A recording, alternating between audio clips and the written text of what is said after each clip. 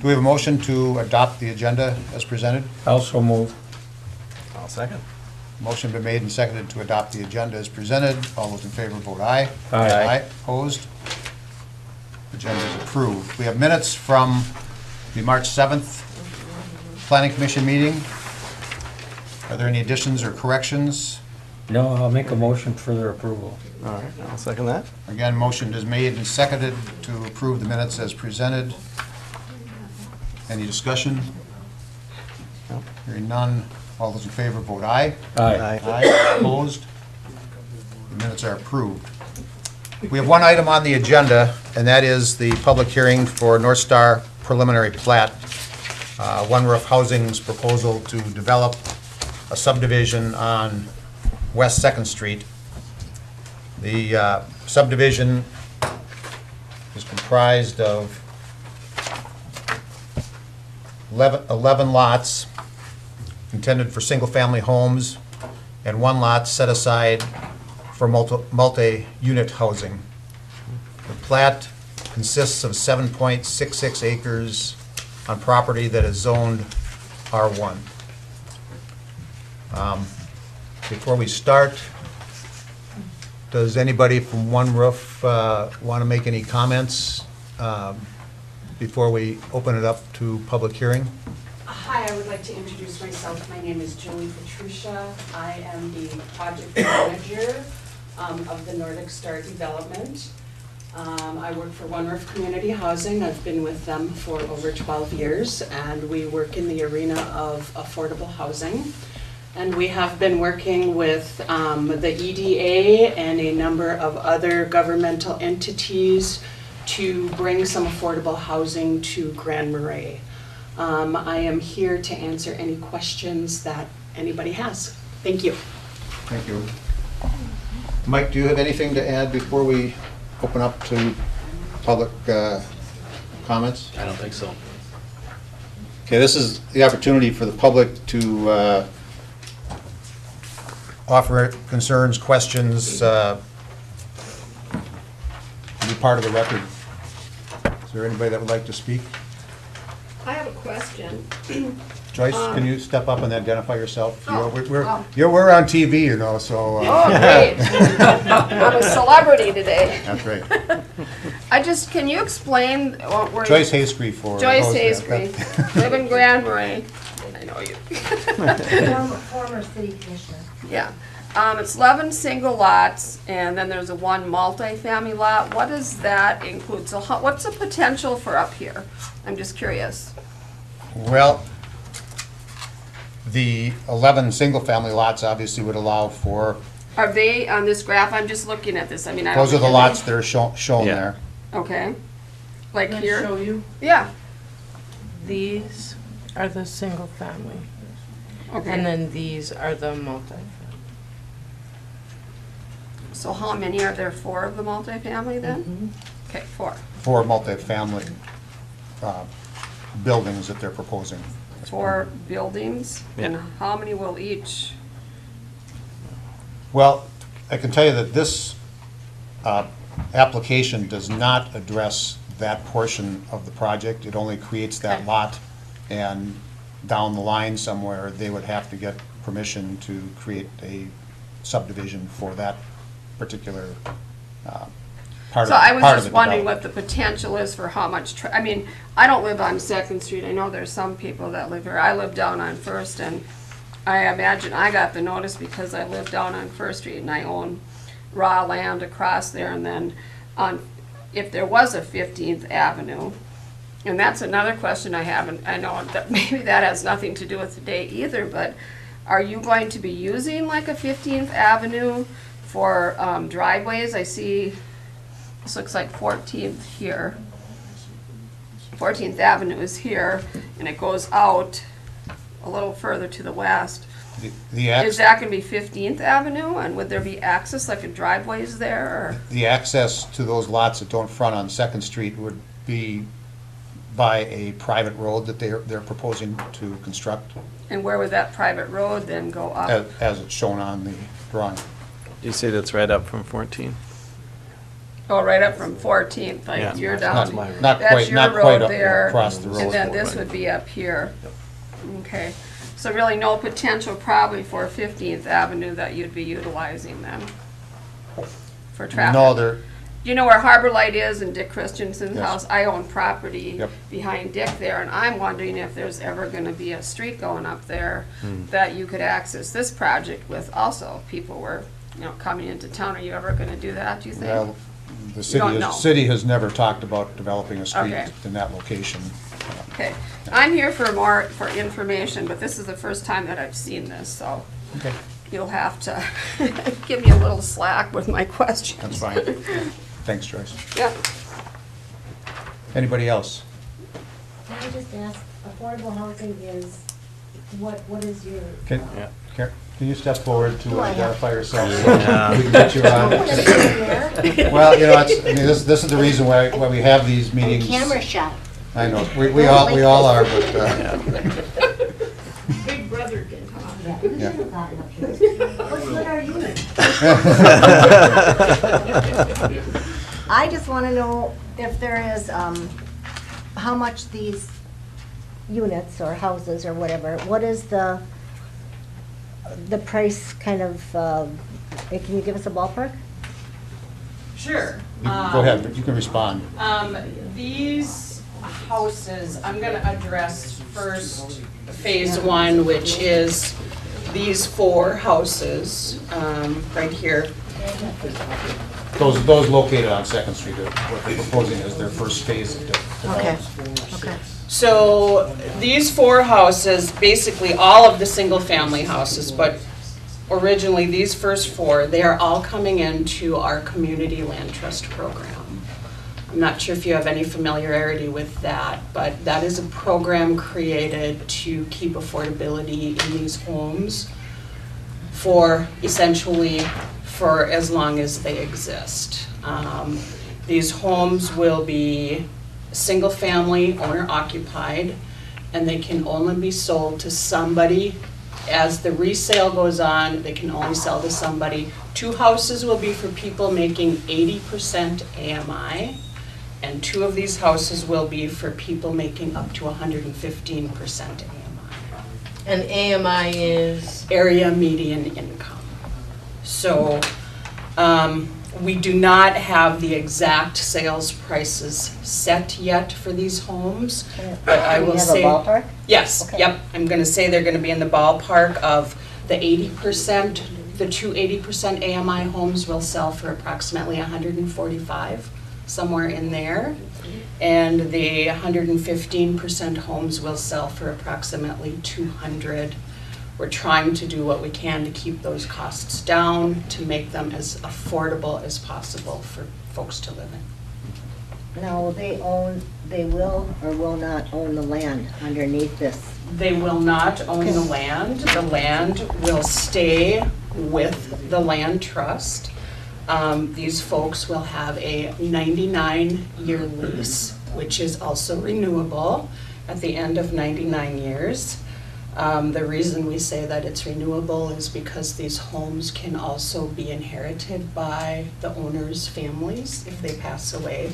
So there may be a situation where a lease may have to be extended. So will it be difficult for the people who purchase these homes? Well, they'll buy these houses, but they won't own the land underneath. Correct. Is mortgage-wise, Joyce Ann? Mortgage-wise, so they'll own the house, but they won't own the land that it's sitting on? Correct. Okay. So how easy is it to get a mortgage for? I don't know, if Okay. you're on Grand Portage, nobody ever owns the land, and they only own the houses up there too. Okay. And I don't think that there's banks in the Cook County that do any mortgages there. I think they do their own mortgages. I think they, in from Cass Lake or such. So maybe one of you can answer that question. Are there banks or financial institutions out there I that? think Julie can probably answer that. This is a ownership model that is common in other areas of the state of Minnesota. And there are real estate transactions that we're involved in that relate to this type of arrangement where mortgage financing is available. So I don't see So that as they being. have a plan for these. Yeah, and this is what they do, and if people weren't able to buy these using financing, it wouldn't be a model that they had sustained as long as they have, so. And one of the other pieces that I would like to add to that is we have raised a fair amount of dollars to build this new development. And what happens is that the money that we've contributed to bring the cost of these homes down, the bank also looks at as a down payment for our homeowners. So the people that buy these houses do not have to come up with that 5, 7, 10% down. So they're looking at what you have put down to make it affordable It helps. as their down payment. Exactly. Really? So right now in Duluth, we have almost 300 homes that are part of the community land trust there. So it works well. It really helps people get into these houses. Questions answered. So well, let me ask something else.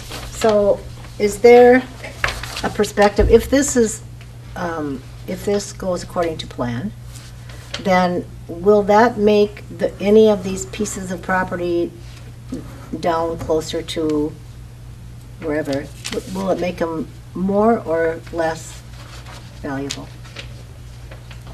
Do you know? I don't think we could predict that. Is it gonna be The- far the enough homes- away, so, yeah, The homes that are going to be built would be, I would say, similar homes to what we currently see on that street. They're, what, 1,200 to 1,300 square foot homes? 1,000 to 1,200. Okay, 1,000 to 1,200 square foot homes, two bedroom, one bath, with the potential that they could have 3 bedroom, 2 bath, depending on the layout that One Roof uses.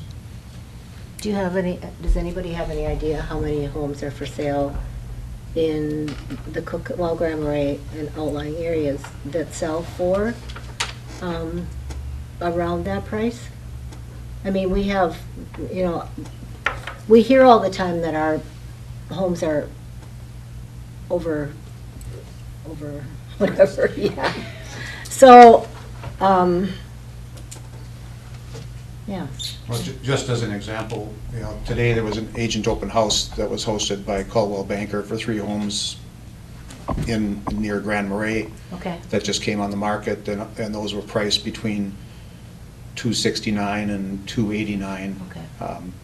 And, it gives you an idea, and there really isn't much else on the market right now. It's tough for people that are looking for something in a lower price range. There just aren't homes in that lower price range, at least of any quality at all, so. Well, and I think what Karen's maybe asking too is that you go on, or the assessor goes on comparable sales, and that's what they look at Yeah. in the market for what they're gonna raise their estimated value of your property for your taxes. And Karen has raw land over here that I think that she's got, and I've got raw land and such. And is that gonna affect then those properties or houses in that area? Well, One Roof bought the property on the open market, and so it was listed through one of the local realtors, and I think they paid a market rate. I was asking because our evaluation notices are behind our taxes, and we have 175 feet there. They're 25-foot lots.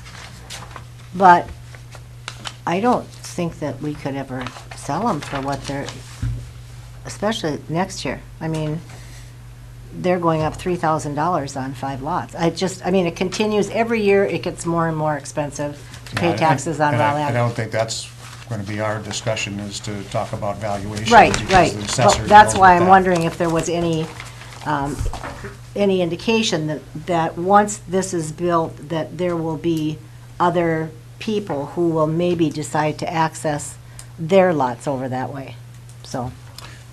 I do know that residential lots that are on sewer and water in the city have have sold in the last couple of years for $70,000 to $75,000. Okay, You know, but this that's- doesn't have any water and sewer, I don't. Well, then it's Yeah. kind of like a pig in a poke, you know, it's Yeah. like, without sewer and water, Yeah.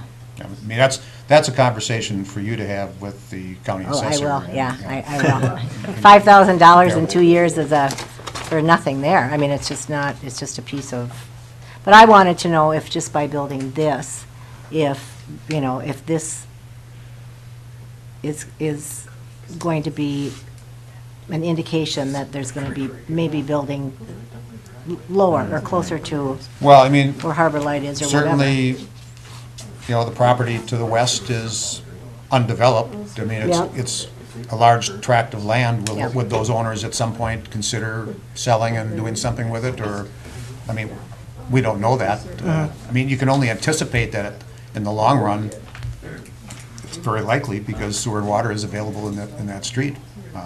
Okay. Yeah. Okay. Well, we talked about just gifting it, just because, we paid taxes on it forever, and I don't, nobody in our family is thinking about doing anything over there, in that area, but, Yeah. okay, thank you. Mr. Chairman. Anybody else? Jim Roy. I live down on 14th Avenue, and part of my concern is that, I'm looking at this map up on the wall here, and everything is cordoned off in blocks. But yet now, this new development is going to come in, and it's going to be a private road in and out. It's going to put a ton of traffic in and out on one road, Second Avenue. The 5 of us neighbors down there, years ago, paid to have our own pavement put in because the city stopped the curb and gutter, the curb at the Jehovah's. Now with all this extra traffic and now during construction, who's going to be responsible for upkeep on that road? Or are we just going to be out for what we tried to improve for ourselves?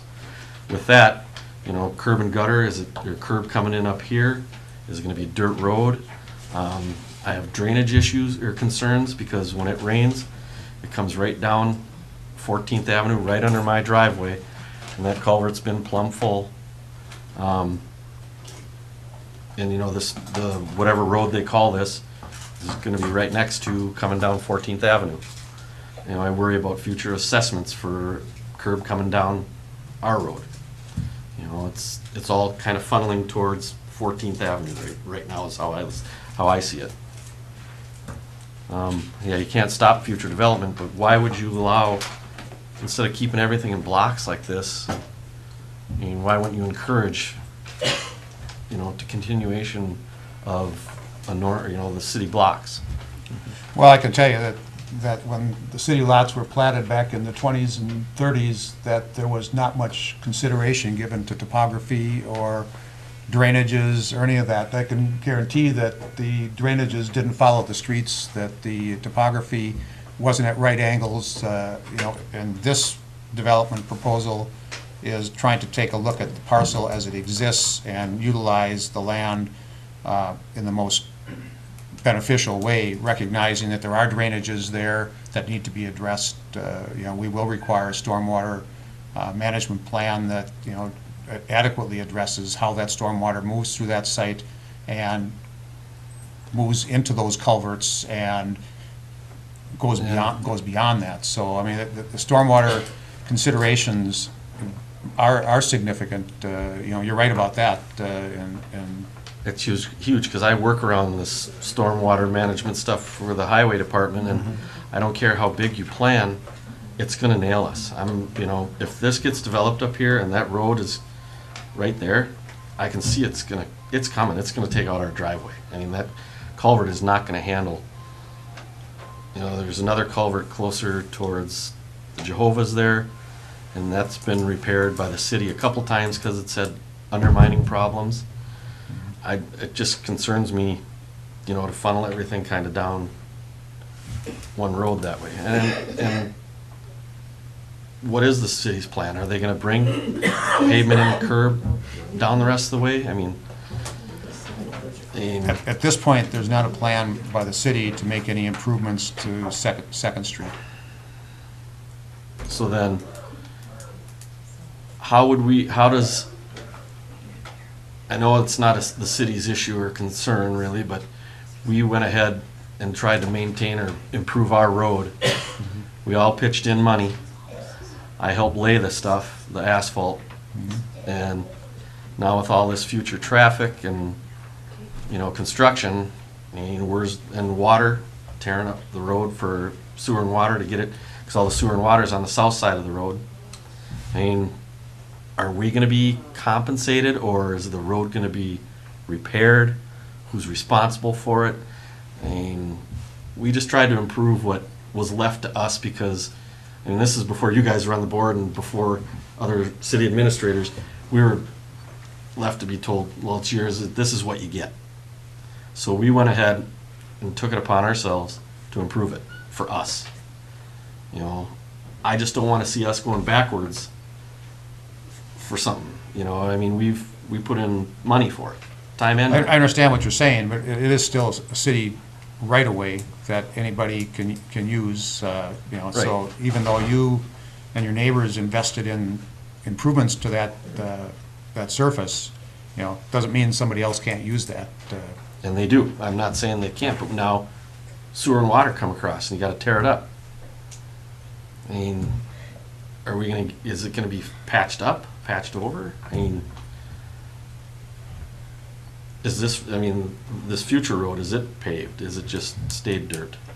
I mean, I don't, I just wanna know, get an idea. Right now, the proposal for the road within the subdivision is to be a gravel road.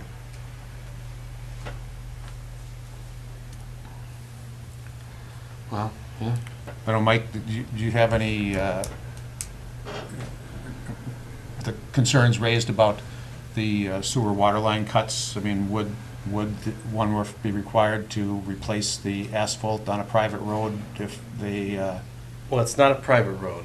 I mean, It's a really kind of a very tricky situation because. Is this the Denny Matheson Blacktop Park you're talking about? Timmy Madison. yes. We. That was never authorized officially, I don't believe. Well, nobody ever talked to us about it. It just showed up, and good for the neighbors for taking some initiative, but it's not something. It's not an improvement that we would warrant, where we would take the responsibility of maintaining it.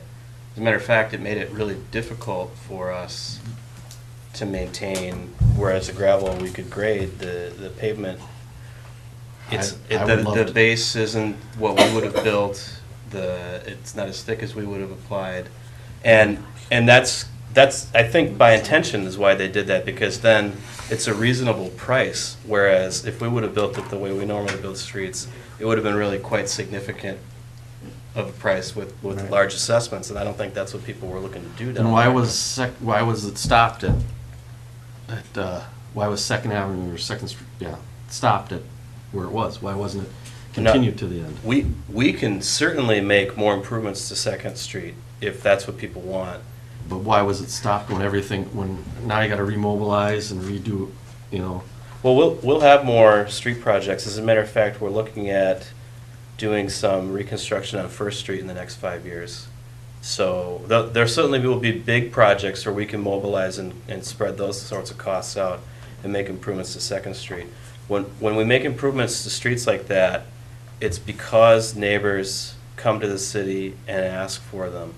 And so if there are people here that think that it makes sense for our Second Street to be built in a more robust way, come to the city council with a petition, and then we'll go through that discussion, and we'll talk about what it's gonna cost, and we'll talk about what the assessments would look like, and we can make a decision together on whether to do that or not. So now Where are you planning to go on First Street, where you've got a plan to do on First Street? How far over are you talking? All of it, Till where, to where? to where it exists, to where it's constructed right now. Okay, my house is, as you know, I'm the dead end of First Street. Yeah, so that last chunk that's kind of looks like a driveway right now, but is in the right of way, I don't know whether that would be included or Because not. I So maybe own- just to 11th? Personally, I own land there, and I own lengthwise quite a lot, as you can see, but depth not. Yeah. If, and I don't want sewer and water there. The last sewer and water is right at the end of the street, as you know. That's Yeah. why there's been no development there. Yeah. I would have to sell my house if there was water and sewer assessment because of the length of my property. And there's a ravine. I'm just Yeah, asking. we're not talking about trying to bridge that ravine. That's a whole conversation for later. So now, But, you know, Yeah. he's talking too, I own down by 14th Street, on the other side of 14th Street, when he's talking about water down there past where Jeff Suk and I think Niscata is down there, and I own those 6 lots behind Dick Christensen. And there's a lot of, I mean, I know, where did you put that 100-year culvert? Was that where that big bump is in the road? No. Where, yeah, well, I mean, there is that big bump, so I don't know, I mean, where is the That was 100-year not done by culvert us. after that flooding went on? that No, was no. done. Yeah, You did that put was. one in, didn't Yeah, you? this- We've put in a lot, the big one you're talking about, I don't know if I would qualify it with any sort of rating, because I don't know what that means I anymore. thought in the newspaper that one time in the Yeah, article, but you know, that doesn't mean what it used to mean, in my Yeah. opinion. So- That's right at the edge, the lower right-hand corner of the diagrams you're looking at. You can see where that culvert is located. And that culvert comes off of the Homestead property. Yeah. Oh, So it that- comes that- off of there the because drain- it that went drainage- over the Peterson property. The drainage right in the corner, yeah. Yeah, Yeah. yeah. So would we require, back to the original question, would Yeah, we sorry. require One Roof to patch any cuts they make in the pavement on Second Street? Yes. But it's not necessarily, I mean, that pavement wasn't designed to last 50 years. And I don't know that the condition is gonna be what everybody would expect it to be, even after they've made patches on it. Okay, now, following forward on assessments, these first 4 houses are in a land trust. How are they assessed then? Are they assessed like anyone? We won't get involved in the issue of assessment. That's completely, you know, part of the county assessor's responsibility. If you're talking about street assessments, yeah. The street Oh. assessment? If we make any You're not talking about improvements, the value. No. yeah, if we make improvements where we assess costs, we will assess those lots as well.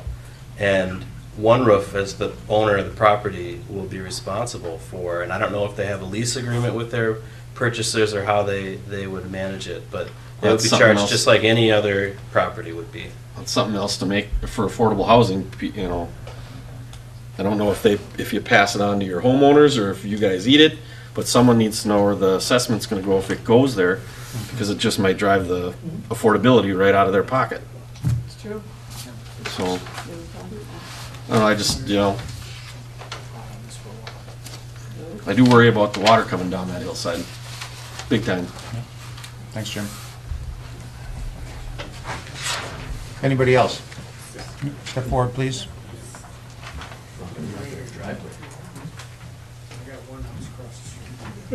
So I'm Kurt Farshman, Maggie and I, we just bought the house across from Jim down there. And Oh. Welcome to the neighborhood. Come through the woods, Those of us living in this neighborhood we're talking about. follow the creek. so just some questions. I guess one thought that just came off of the last question. If with the increased traffic with the development, you know, the road deteriorates, and as a neighborhood, we would like to improve it.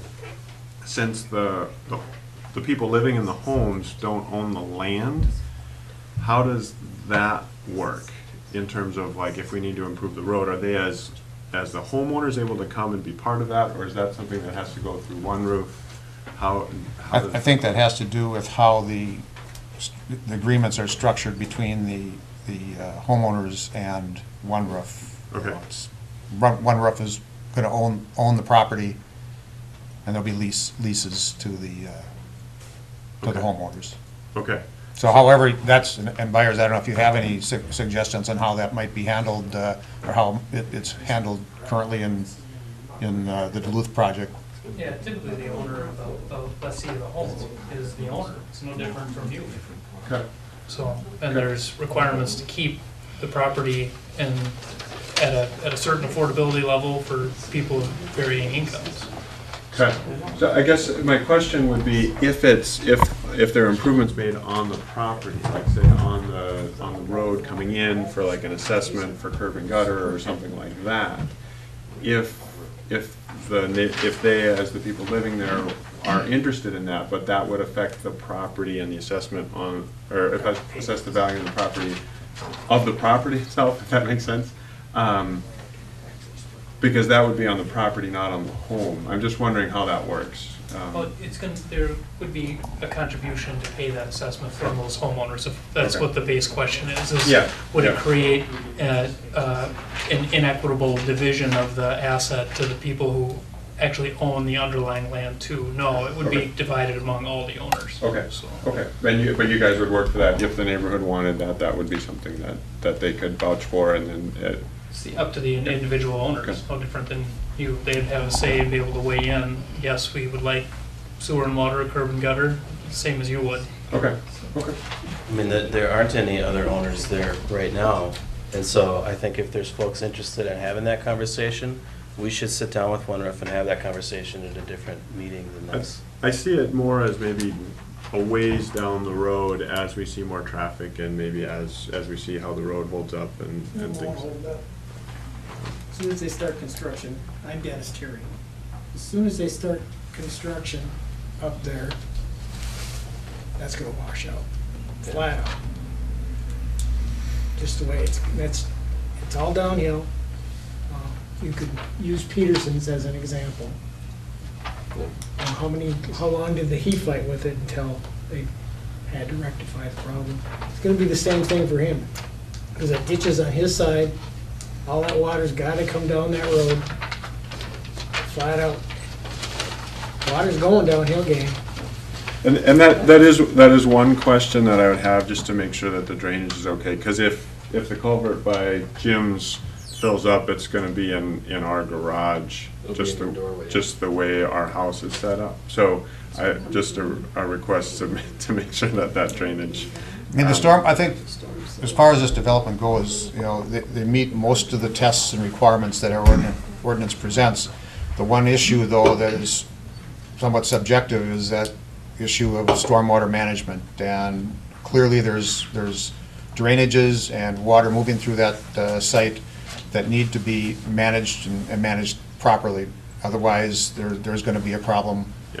not only on the One Roof property, but on the properties below that. So, you know, Right. I think we recognize that. You know, Mike has been working with One Roof engineers to facilitate that discussion. Okay. I don't know that we're there yet on Right. being confident that we have a stormwater plan that's going to adequately manage that runoff. Is there a way to just be appraised of how that's going and what the plan is, just going forward? Will there be more of these type of meetings that we can? Well, not like this, but Okay. we'll probably skip the camera and the planning commission, and we can have meetings to talk about their stormwater plan anytime we need to. Okay. So, 'Cause- yeah, I think maybe when we get a little more detail from them, we can notify neighbors and just let you know what's going on there. Okay.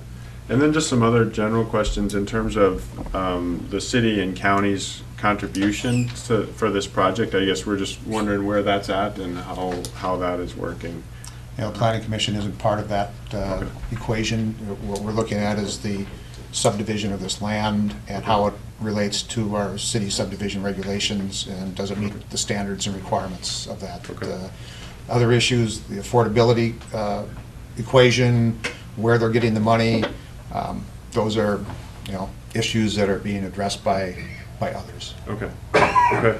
And then maybe this is a similar question, but for One Roof, in terms of the stipulations, you mentioned I think the income caps on it, if this is the right venue for it, but are there any other stipulations on it? Like, in terms of making sure that this isn't like a snowbird development, you know, something like that? How does that managed? There are stipulations in the lease that they are single-family owner occupied.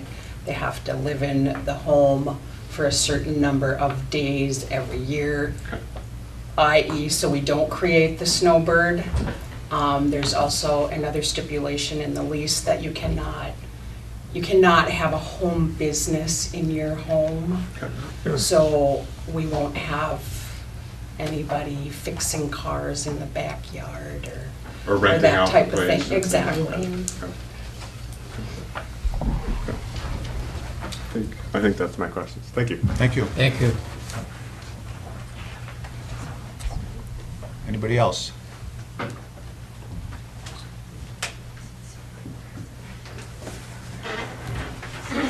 Step forward. It's the hardest job, you know.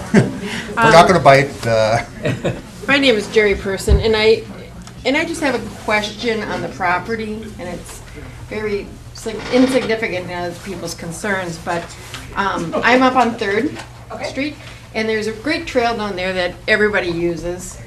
And I know some of it's on private land, and I just want to know, with an increase of 11 plus houses and possibly 44 more people or more using the trail, and if it's not on private property or if it's some of it's on One Roof property, is there going to be any restrictions or changes in the usage of that trail?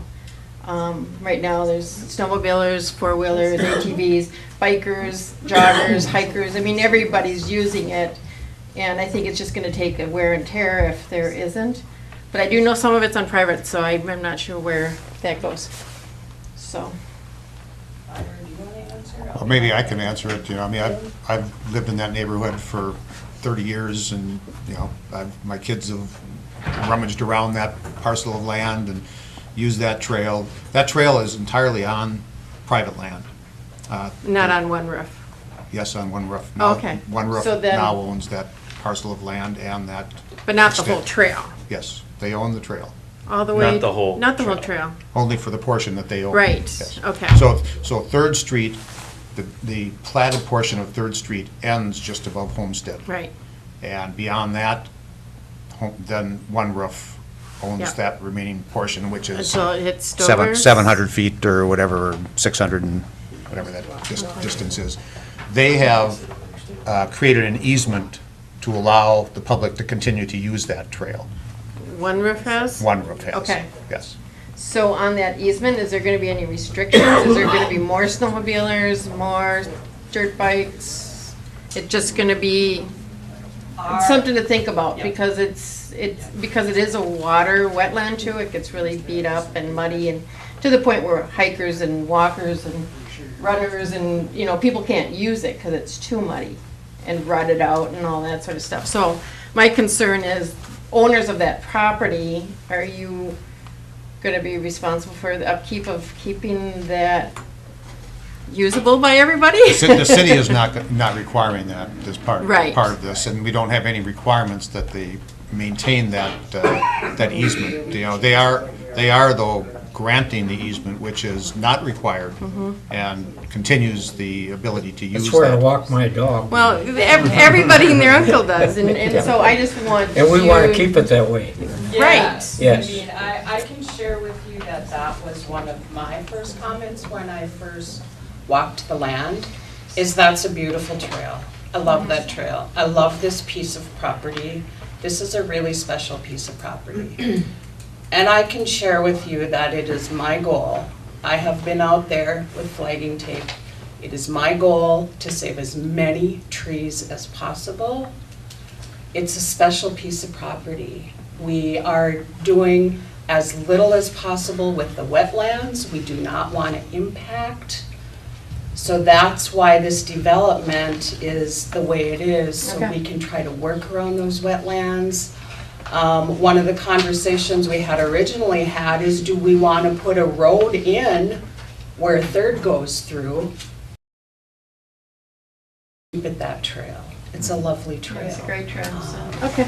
So I mean, really, that's our goal, is to keep as much of the integrity that's there, to build houses that go with the flavor of the North Woods, and to be a good neighbor. We're gonna be here for many, many, many years, so we wanna be a good neighbor. Right. Thanks. Thank you, thank you. Anybody else?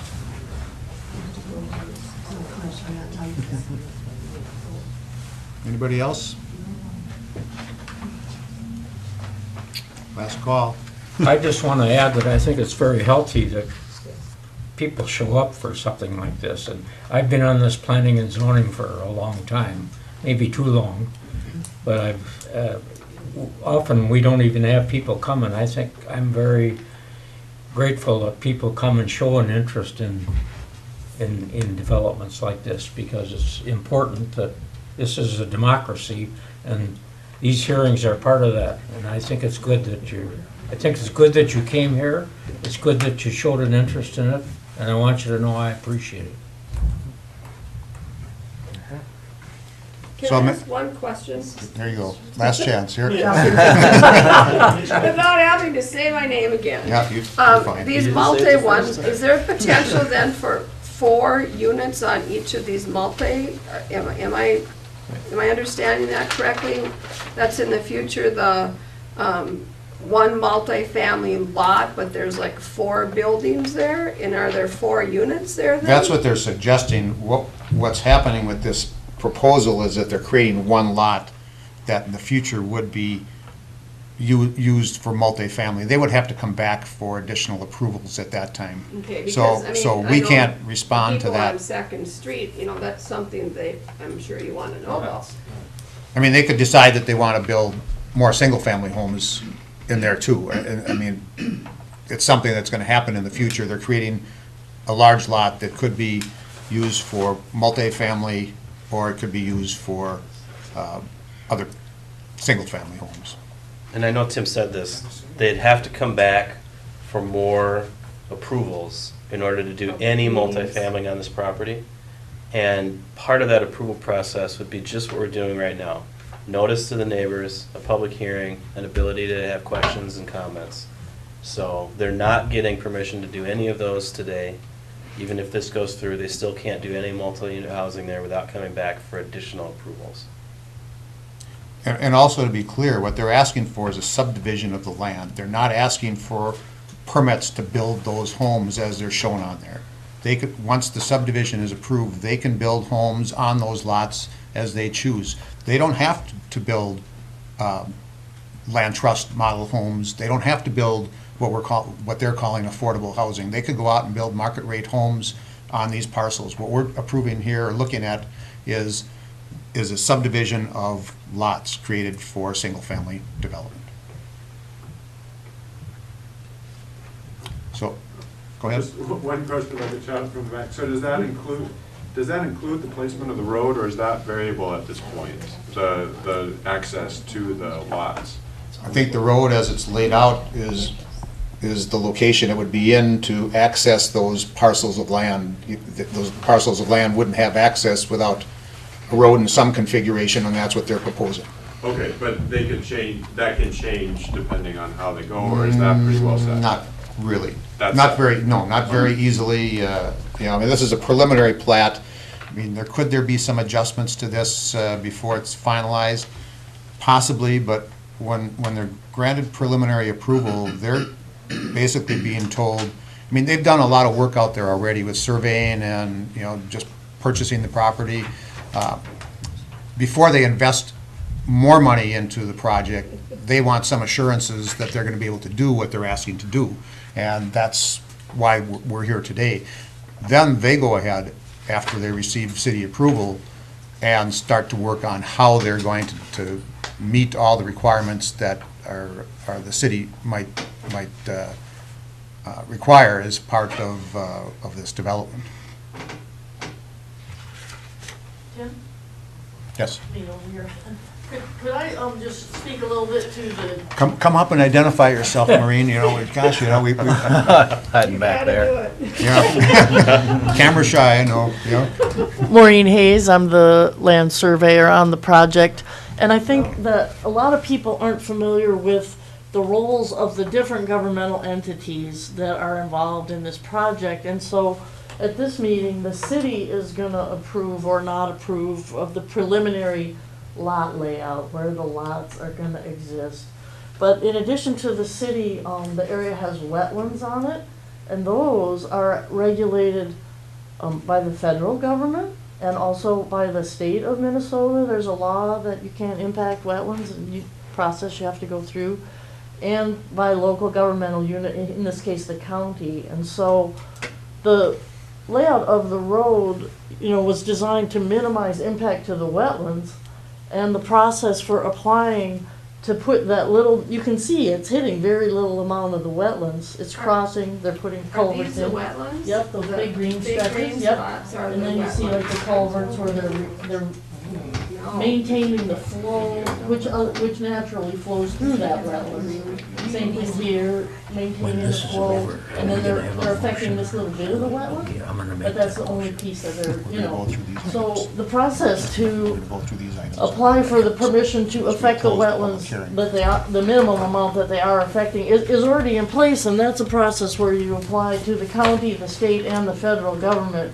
So if they get that approved, which is not yet done, they are really unlikely to move the road, Yeah, and I think we share a similar concern just with the drainage off of that road. Right. Ending up Yeah. in our garage. Yeah, so if, In our house. if the road, is built to the design so that it goes off to the side ditches and the ditches come down and run into the ditches along Second, that's, someone else can speak to the stormwater because I'm not the engineer, but like with your own road, you don't want the water to run right down it, right? You want it crowned and you want the water to go off to the sides.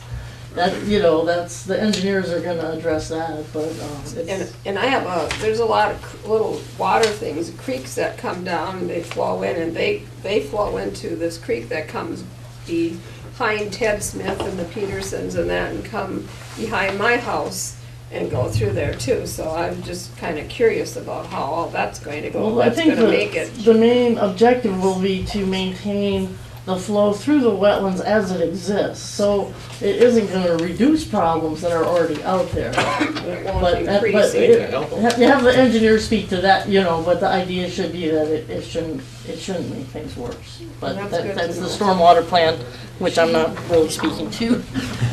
Thank you, Maureen. Yeah. Okay, anybody else?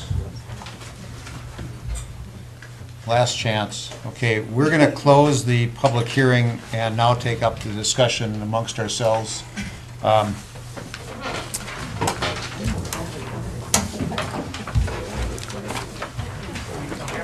We have a report in front of us from Mike that lays out the preliminary plat requirements and how each of those requirements has either been satisfied or not satisfied.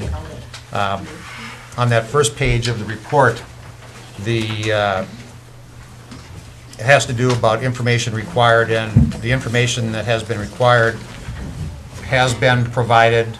The drawings are here, their legal descriptions are here, there's a name for the plat, there's a legal description, all those things that are part of it. We have a surveyor and some owner of the property that's identified, the scale is proper.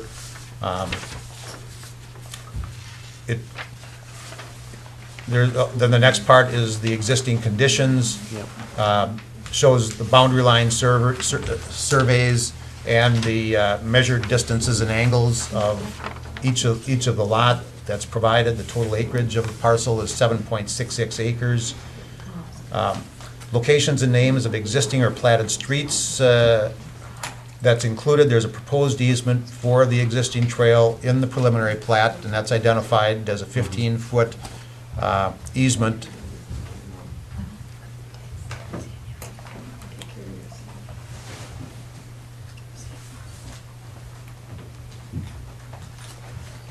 The next part is regarding the location of the lots. Part of this subdivision is in the portions of blocks 1, 2, and 3, and part of the Woodland Addition. Those were remnant parcels that were tax forfeited, and they were acquired by the EDA and sold to One Roof as the adjacent property owner. There's 2 dead-end street right-of-ways in the Woodland Addition that have been vacated by the city.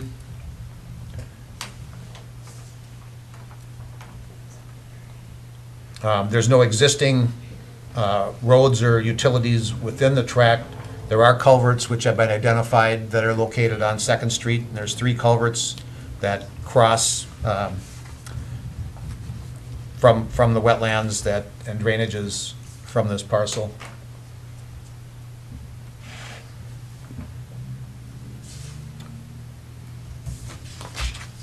Next is the design features. There's one private street, North Star Drive, that's proposed. A utility easement is provided that runs adjacent to the proposed private North Star Drive. There's the centerline grade of the proposed road is 1.7 to 7.5, meeting the less than 10% requirement. The location, size, and approximate gradient of the sewer line, an 8-inch sewer main with a 0.5% to 5.25% grade is proposed. The lot layout with the numbers and dimensions is provided. There are no outlots, parks, or other public dedications other than the easement that is created. Just back up to the utility easement that they have it indicated on the plat drawing right now. I suspect we're going to make some changes to that before the final plat is done. The engineering drawings show the water and sewer lines kind of located across the roadway, and then the utility easement, which is probably really more designated for not water and sewer, but the rest of them is shown on one side of the road. I just had a conversation just this morning with our electric department, and they were pointing at a spot they thought they might put a transformer that was somewhere else, not in the utility easement.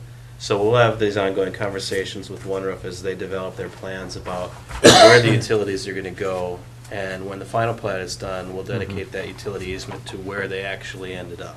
And those are some of the small tweaks that happen between the preliminary plat and the final plat, because you really don't know until you get out there and start doing the work and really have the technical people in the field. But, you know, you don't spend all the money up front to do that with the preliminary plat. You wait until you have some assurances that you're going to have a project.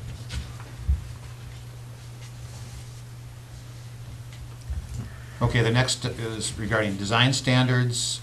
The blocks are required to be no longer than 800 feet in length. The 667 feet meets the requirement. Block width. The block's designed as a dead-end private drive and not to connect with any other street. One lot of depth is proposed on each side of the drive, so we're not creating lots with multi-street access. I suppose with the exception of the 2 corner lots on One Roof Drive and 2nd Street. The streets and alleys, one private street is proposed, which is not anticipated to connect to any additional street. The idea of 3rd Street being extended to the west to serve this property was discussed with the feasibility and cost not supporting that at this time. The dead-end street is approximately 540 feet in length. The turnaround is 60 by 100. And that's usually adequate, and I don't know if this has been sent to the fire department for their review, but we generally do ask that the emergency service vehicles are able to turn around, and that the turnaround is adequate for the size equipment that they would bring in there. I mean, this is larger than some hammerheads that we've allowed, but we'll actually get Ben to say, yes, it's good, before we would do the final approval. Yeah. One oversized lot is proposed with possible arrangement of multi-unit housing shown. Again, that would come back for additional approval and consideration. We're not allowing or permitting multi-unit housing on that lot as part of this application. Streets are laid out, intersections are at 90 degrees, which we require by the ordinance to at least be at least 80 degrees. And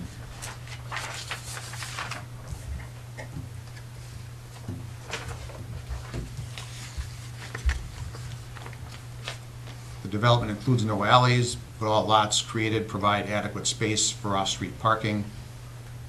There will be garages as part of the development, although not required. I mean, the proposal is that that would be the case, but there would be off-street parking. There's no half-streets included.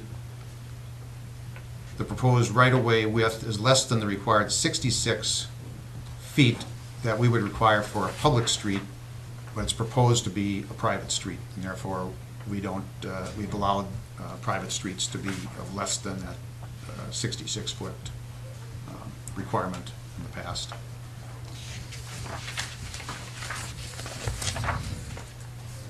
The proposed grade on the road is less than the maximum 10%. There's no sharp curves included. The proposed street is private, which does require a variance.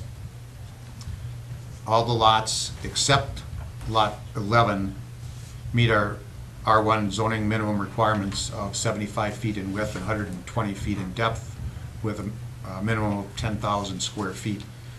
Lot 11 is 95 by 110, so it's 10 feet short of the required depth, but it still exceeds the required 10,000 square feet. So you could grant a variance to create this lot the shape that it is. It's certainly adequately sized to be an effective single-family lot, shaped at 95 and 110. The other solution is to make it 10 feet wider east to west and just move those parking space drawings a little bit. I think either way would work, so it's kind of up to you what you think about that. Do you know, Maureen, is there a reason why it wasn't made 120 feet? No, I don't think I know the reason. Actually, the lot layout was also done by the engineers rather than by me. I mean, I finished it, but I think that he was just going for the 10,000 square feet. Yeah. I mean, there's plenty of room for building and development. Yeah. It's just Yeah. a question of, whether or not we would want to grant the variance Yeah. to accommodate the lack of depth. Yeah. Yeah. I think that, the design was just really taking into consideration the 10,000 square foot minimum. That's Corner all. lots shall take into consideration that they require building setbacks from both the streets, and that has been But you can see addressed. those on there, yeah. Side lot lines shall be approximate right angles to street lines, and that the lots are generally at right angles to the streets. The only exception to that is in that corner where the road makes a 90-degree turn, and this is it's certainly an efficient way to get more lots access to that space, so I don't think there should be a problem with that.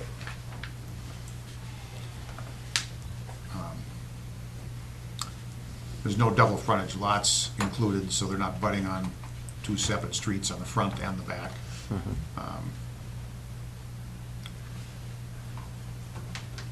Every lot must have a minimum required frontage on a public dedicated street other than an alley. There is no public street provided, so there would be a variance required because it's a private street. Easements, a utility easement is identified along the road right away. All proposed water and sewer pipes are located in the easement. There's a trail easement proposed for the existing trail on the property.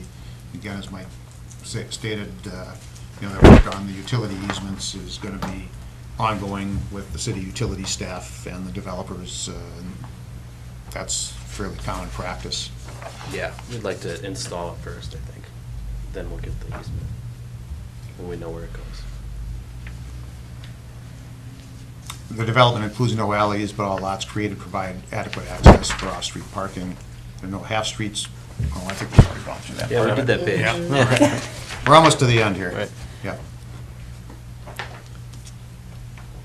This next one, where a subdivision is traversed by a watercourse, drainage channel, or stream, a stormwater easement, drainage right-of-way, or park dedication, whichever council may deem most adequate, conforming substantially within the lines of such watercourses shall be provided. Bottom line is that there are drainages on this plat. we need to work with One Roof to be assured that the stormwater management plan for that, those drainages is adequate to address the runoff that is going to be not only existing, but any additional that might be created as a result of the roads or driveways or other types of development on the property. We don't have that information in front of us today, so we can't really respond to that. But I can tell you personally that without a strong showing from a qualified engineer that's adequately going to address that runoff, that this is going to have a hard time getting through, because we already know what is going on down below. Cities addressed the problem on the easterly side in the past, but those drainages in the center and to the westerly side of this property are going to need to be adequately addressed. I think the one on the east is probably not as critical, just because there's not much development on that side, but all the stuff that happens where the road is built and the development and the homes are constructed is going to create some differences out there, and we need to better understand how that is going to be addressed. I think it's worth just pulling out the stormwater plan that they provided and taking a little more detailed look at it for now.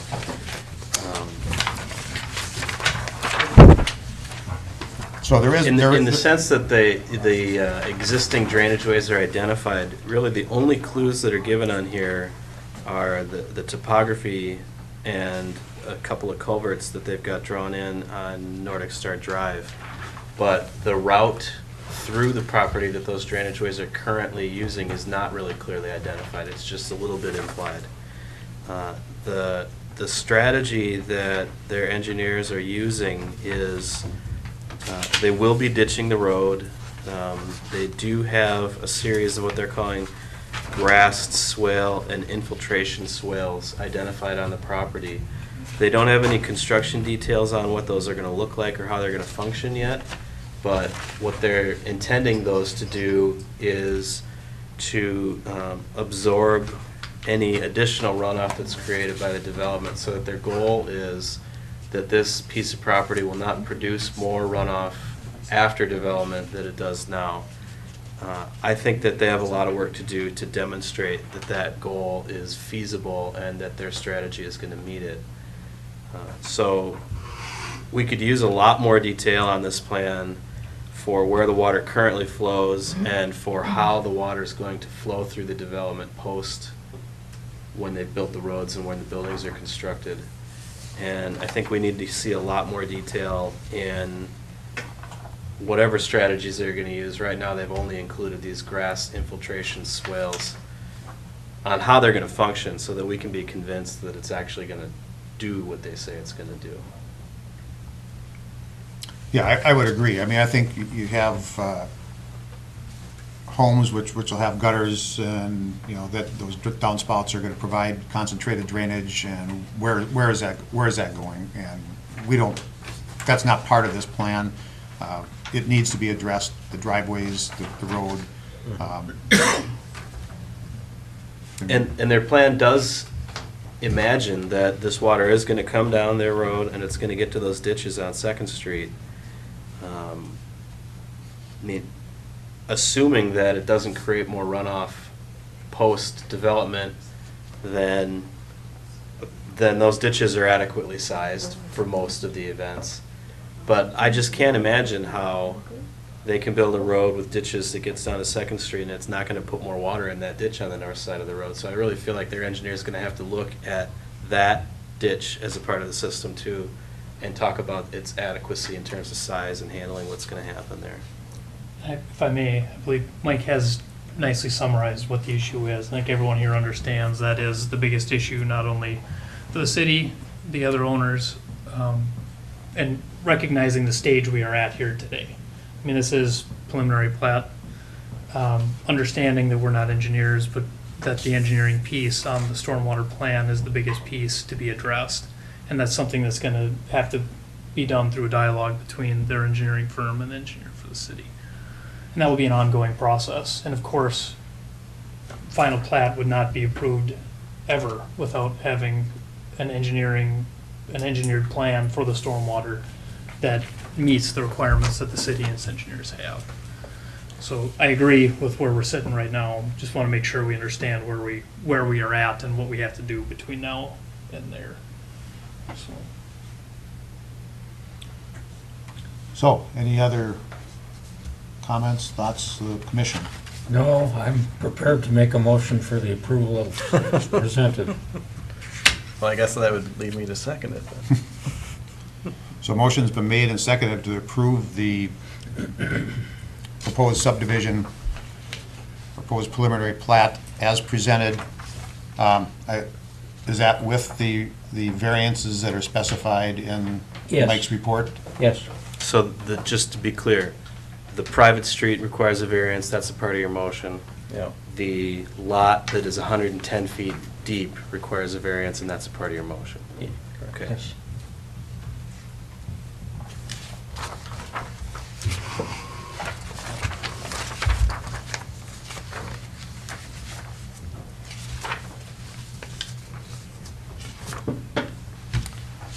Is there any other discussion? No? Hearing none, all those in favor vote aye. Aye. Opposed? Motion passes. This will be sent on to the city council. Next Wednesday, Thank you for coming. Appreciate Thanks, your everyone. not this next. concerns, Tomorrow. Wednesday. comments. Next May Wednesday. 10th. May 10th. And the variance Nope, they're just gonna be a part of it. It's good that people come. Meeting adjourned. There'll just be we'll have a resolution that'll approve it.